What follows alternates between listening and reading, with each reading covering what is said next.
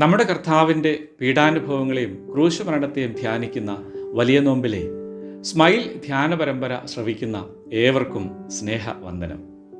ഇന്ന് നാം പങ്കിടുന്നതായ ചിന്ത അംഗീകാരം എന്നതാണല്ലോ. മനഃശാസ്ത്രജ്ഞനായ വില്യം ജെയിംസ് പറയുന്നു, അംഗീകാരവും അഭിനന്ദനവും ലഭിക്കുക എന്നത് മനുഷ്യ മനസ്സിൻ്റെ തീവ്രമായ ആഗ്രഹങ്ങളിൽ ഒന്നാണ്. അവഗണിക്കപ്പെടുന്ന അവസ്ഥയോ വേദനാജനകവും. നമ്മുടെ ജീവിത സാഹചര്യങ്ങളും പ്രായവും വ്യത്യസ്തമായിരുന്നാലും അംഗീകാരം കൊതിക്കാത്തവരായി നമ്മിൽ ആരും ഉണ്ടാകയില്ല എന്നതാണ് സത്യം. നമ്മുടെ കുടുംബത്തിലും ഇടവകയിലും നമ്മുടെ സമൂഹത്തിലും എത്രയോ പേർ ഇന്ന് അർഹിക്കുന്ന അംഗീകാരം ലഭിക്കാതെ ഇരിക്കുന്നുണ്ട്. മറ്റുള്ളവരിലെ നന്മകളെയും സാധ്യതകളെയും കാണുവാൻ ഉൾക്കണ്ണുകളുള്ളവർക്ക് മാത്രമേ അവരെ ഉൾക്കൊള്ളുവാനും അംഗീകരിക്കുവാനും സാധിക്കുകയുള്ളൂ.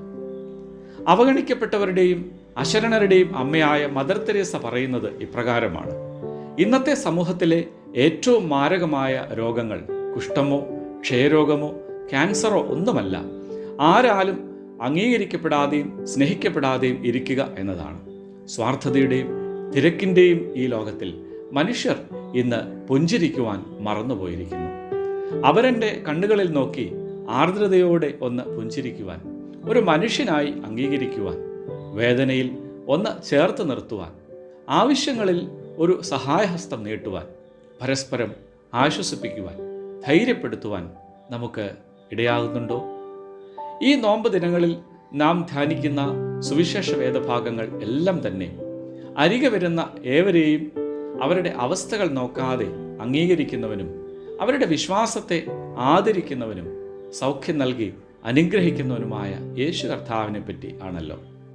വിശുദ്ധ ലൂക്കോസ് എഴുതിയ സുവിശേഷം 13-ാം അധ്യായം 10 മുതലുള്ള വാക്യങ്ങളിൽ ഒരു ശബത്തിൽ ഒരു പള്ളിയിൽ കർത്താവ് ഉപദേശിച്ചു കൊണ്ടിരിക്കുമ്പോൾ അവിടെ സന്നിഹിതയായിരുന്ന 18 സംവത്സരമായി കൂന് ബാധിച്ച് ഒട്ടും നിവരുവാൻ കഴിയാതിരുന്ന ഒരു സ്ത്രീയെ കർത്താവ് അടുക്കൽ വിളിച്ച് അവളെ തൊട്ട് സൗഖ്യപ്പെടുത്തുന്നതായി നാം കാണുന്നു. എല്ലാവരാലും അവഗണിക്കപ്പെട്ട ആ സ്ത്രീയെ ചേർത്തു പിടിച്ച് ഇവളും അബ്രഹാമിൻ്റെ മകളാകുന്നു എന്ന് പറഞ്ഞ് പരസ്യമായി അവളെ അംഗീകരിക്കുന്നു. കുഷ്ഠരോഗിയെയും പക്ഷപാത രോഗിയെയും രക്തസ്രവമുള്ള സ്ത്രീയെയും കൂനിയായ സ്ത്രീയെയും കുരുടനെയും എല്ലാം സൗഖ്യമാക്കുമ്പോൾ കർത്താവ് അവർക്ക് സാമൂഹികവും മതപരവുമായി നഷ്ടപ്പെട്ടു പോയ അംഗീകാരം മടക്കി നൽകുകയും അവരെ ആരാധനാ സമൂഹത്തിൻ്റെ ഭാഗമാക്കി തീർക്കുകയും ചെയ്യുന്നു. കർത്താവ് നൽകുന്നതായ സമഗ്രമായ സൗഖ്യം ആളത്വത്തിൻ്റെ പൂർണ്ണതയിലേക്കുള്ള വീണ്ടെടുപ്പാണ്. പ്രിയമുള്ളവരെ, ഈ വർഷത്തെ വലിയ നോമ്പിൻ്റെ അവസാന ദിനങ്ങളിലേക്ക് നാം വന്നു ചേർന്നിരിക്കുമ്പോൾ 2 കാര്യങ്ങൾ നാം സ്വയം ചോദിക്കണം. മറ്റുള്ളവരെ അംഗീകരിക്കുവാനും ആദരിക്കുവാനും നമുക്ക് കഴിയുന്നുണ്ടോ? നമ്മുടെ നോമ്പും ആരാധനകളും ദൈവസന്നിധിയിൽ അംഗീകാരയോഗ്യമായി തീരുന്നുണ്ടോ?